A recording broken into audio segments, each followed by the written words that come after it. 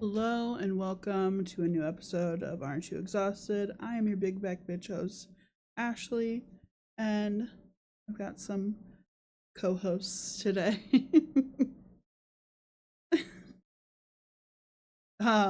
Today we're going to be giving a little bit of an update on Autism Mom Life, or Joannie Tew.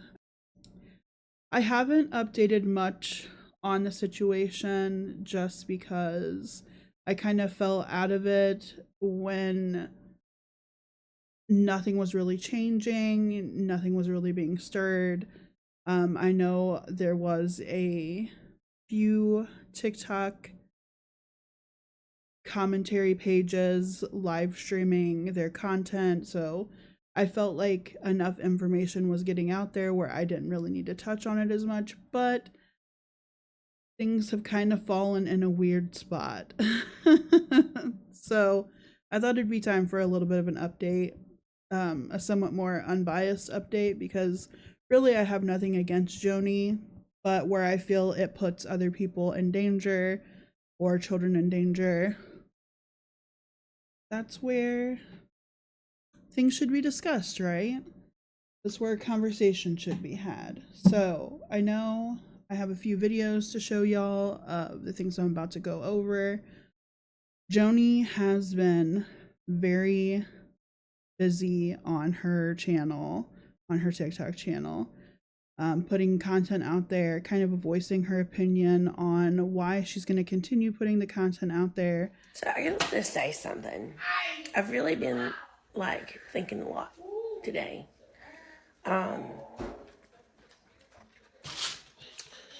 Because what I'm realizing is that because everybody has this beautiful freedom to share how they feel about me and my life and what I should or shouldn't post, that you are keeping me in a box that I'm trying to break free from. And so when I share my life, no longer will I worry about how it is perceived, because it is my life. Yes, Cole? Okay, hold on. That she wants. She doesn't want to be silenced. We hear kind of that same echo chamber with Amberlynn and Chantal when people overly criticize them for the content that they're putting out.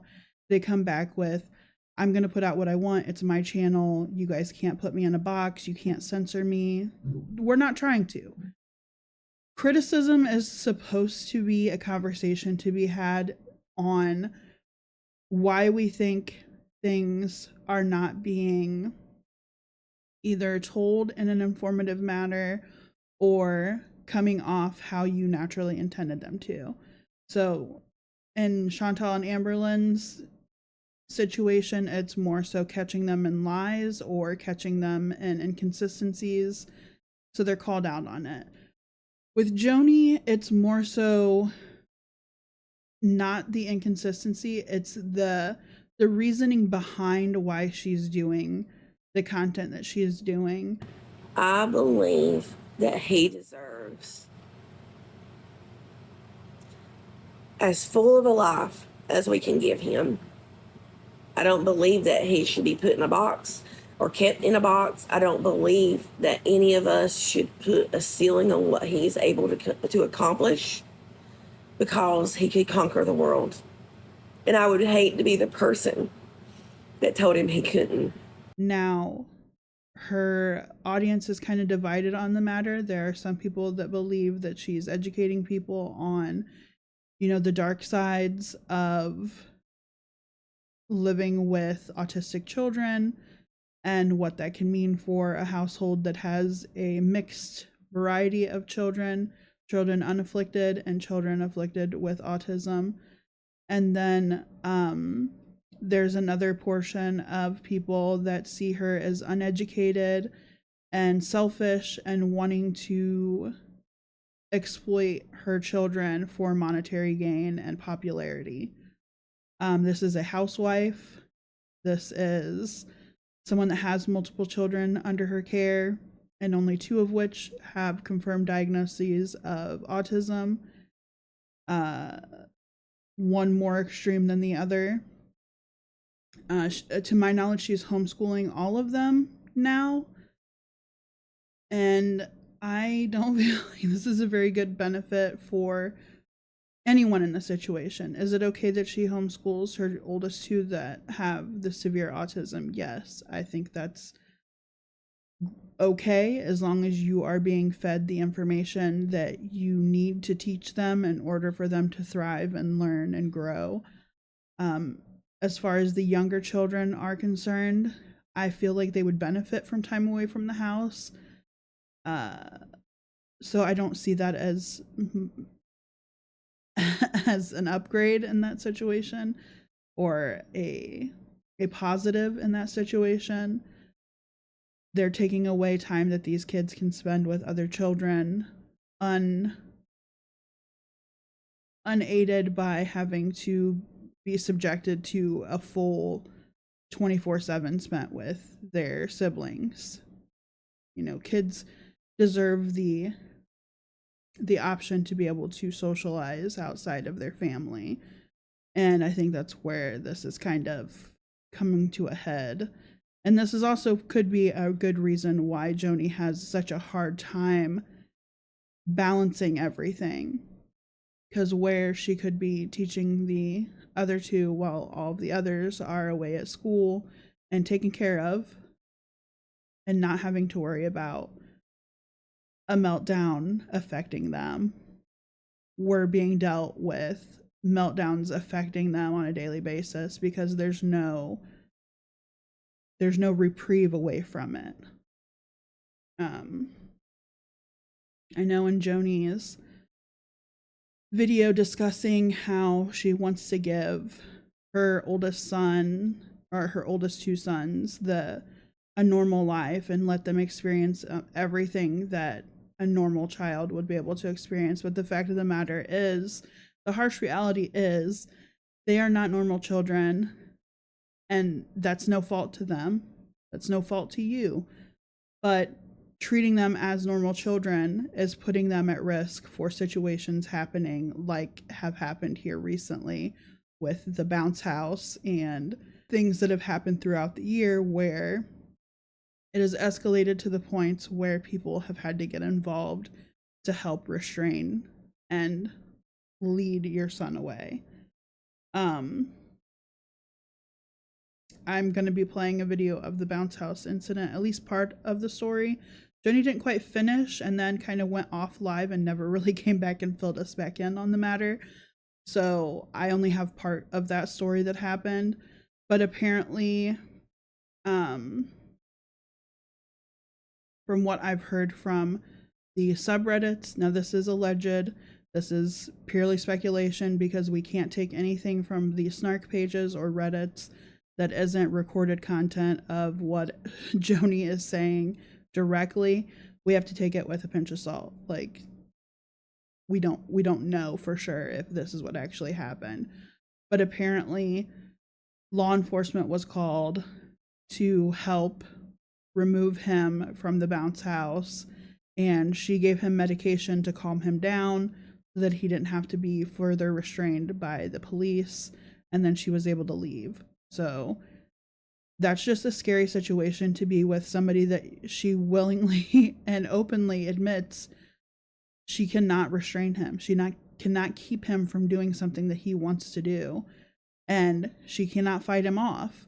So we're at the top of this bouncy house slide, or this bouncy slide, right? Y'all, I did not like these things when I was a child. I definitely do not like them now. This is not the body to put down that slide at all. So now I'm up there at the top with Cash, like in the little transition area where you climb up the slide and then you go over and you come down, like the little steps, and then you go over and come down the slide. I'm up there with Cash. So now I'm trying to coax him down. Y'all, I tried to grab him and not wrestle, but like pull him like down the slide with me. I tried to interlock arms and pull. I cannot physically handle Cash. He is so much bigger than me. When he doesn't want to, we just have to stay wherever he is. until I can convince him or something. And he was up there. Now, he was chill. Like, he was fine. He was rocking back and forth. So this whole giant thing was rocking. It was crazy. And I could tell he was starting to get antsy. What's to stop him from injuring another child or another group of children? What's to stop him from injuring an adult? What's to stop him from injuring anybody that isn't his immediate family? And even then, like, you shouldn't be putting him in situations where he cannot be controlled, because that's the ugly truth of it. Like, he has to be in situations where you have full control and can divert, and this was not a situation that you could divert from. You take him to crowded places, like I think you listed off zoos and about the bounce house being one of the two places that I know that you had mentioned specifically. But like, both of these places are high traffic areas where your child's able to easily get overstimulated. A normal child gets overstimulated. So of course a child with autism is going to be even more susceptible to overstimulation in these areas. And you're just expecting them to act like a normal child in this situation when normal children would be overstimulated and act out. Sorry. I need to share that with somebody.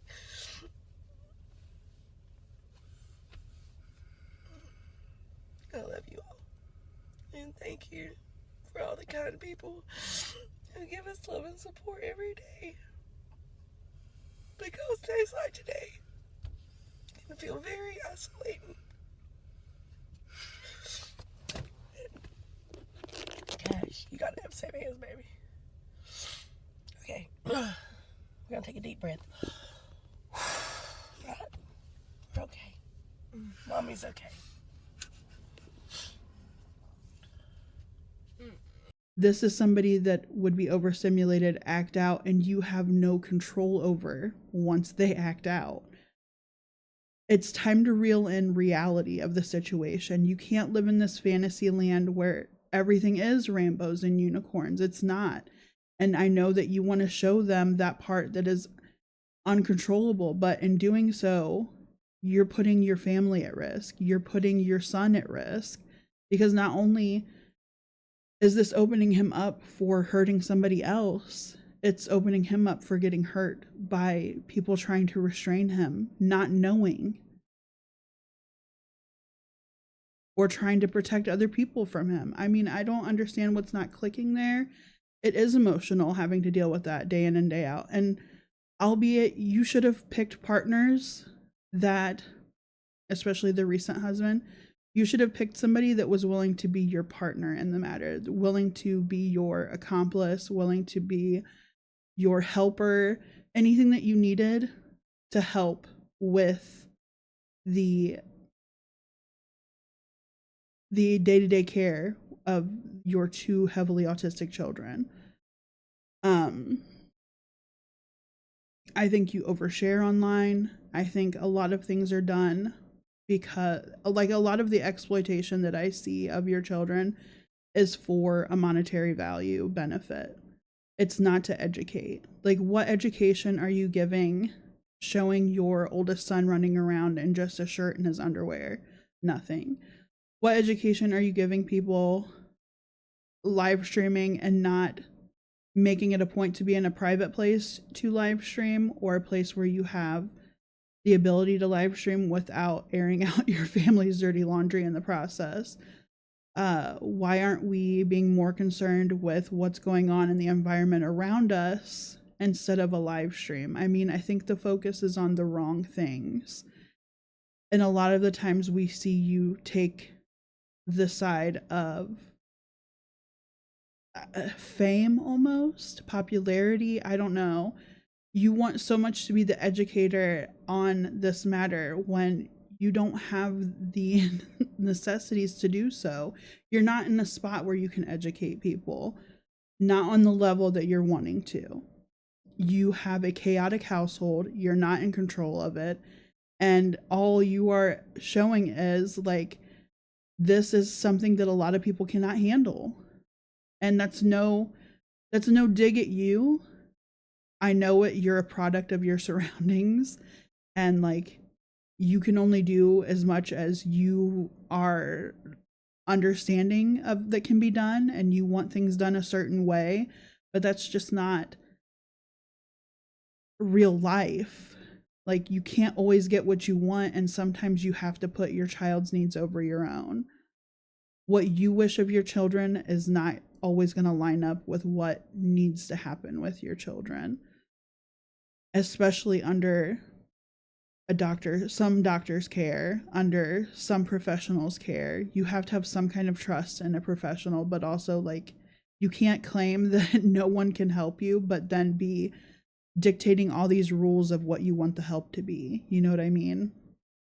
And I feel like that's a lot of the reason why your oldest son is how the way he is. It's not just his autism at play. It's the fact that you spoil him by giving in to what he wants and his demands to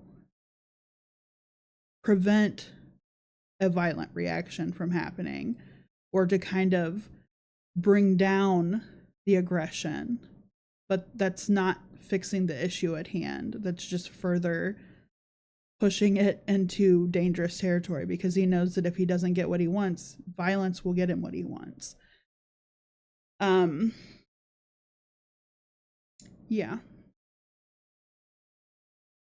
That's pretty much all I have to say on the matter. I know there's a lot of drama going on in the TikTok universe right now over Autism Mom Life and the pages that try to discuss her content as a whole and from their standpoints. I'm just not getting in the middle of it. I was reached out to by a page that was addressing a lot of Joni's problematic behaviors online and how she goes about her content, but they have since deleted their page. So that to me can only mean they're covering up, or they were banned or deleted, or I don't know. For a ban like that where they just cleared out everything, I have to think it's bad, or they're hiding. So I'm just out here delivering information that I'm aware of, that I see, and giving my opinion on it. Again, take anything I say with a grain of salt. Most of the information I've gotten is just from her direct live streams that people have clipped, and I discuss that information, or things that I've read. And also I make sure to preface that I've solely read those, so it's hearsay and not so much actuality. Yeah. Thanks for listening. I'm going to be on tonight at 7 p.m. Eastern Standard Time for a live stream where we're going to discuss some of the other nuttiness happening in TikTok and on YouTube. Chantal's been a shit show, I've heard. So, yeah, have a good one. Bye.